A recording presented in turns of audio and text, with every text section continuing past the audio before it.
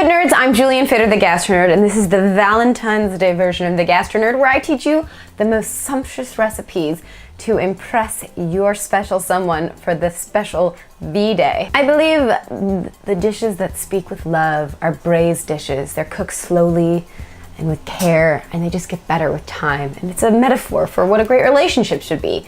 So what better than a braised dish for Valentine's Day? I recently invented my little take on a chicken cacciatore. It's my Mediterranean chicken. We're gonna need 1 whole cut up chicken, 2 onions, about 2 pints of grape tomatoes or cherry tomatoes, 1 red bell pepper that I've already started to cut, 1/4 cup of Kalamata olives, some capers, we'll use about a teaspoon or so, sexy little anchovies, a little bit of white wine, and to finish, some thyme that's gonna tie and add a nice little earthiness to it. I'm gonna put a little bit, since I'm really gonna sear this chicken, just a little canola oil. Make sure to generously season.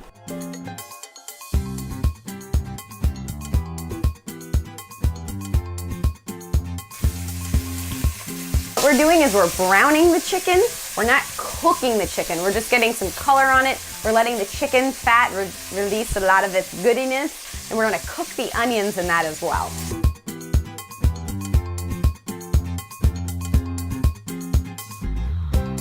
My chicken is done searing, so it's over onto the side. Its juices are gonna be collecting. You can cover it a little bit, but right now I'm gonna focus on the onions. Onions first, right into the pan with all the drippings from the chicken. Into the onions, I'm gonna put about a tablespoon of butter, about 1 to 2 anchovies, 1 tablespoon of sugar. So now to this, I wanna make sure my bell peppers are nice and tender, so I'm gonna add them right into here. Tomatoes are gonna go in. I'm gonna add a little white wine, because I love, You know, you cook, you have a little wine, you listen to music. That's the way it should be. That's how I always grew up cooking. Thanks, Dad. Just some of the juices. I'm gonna add a little bit, probably about a 1/2 cup of wine. I have a lovely sauce here. It's a tomato, wine, onion.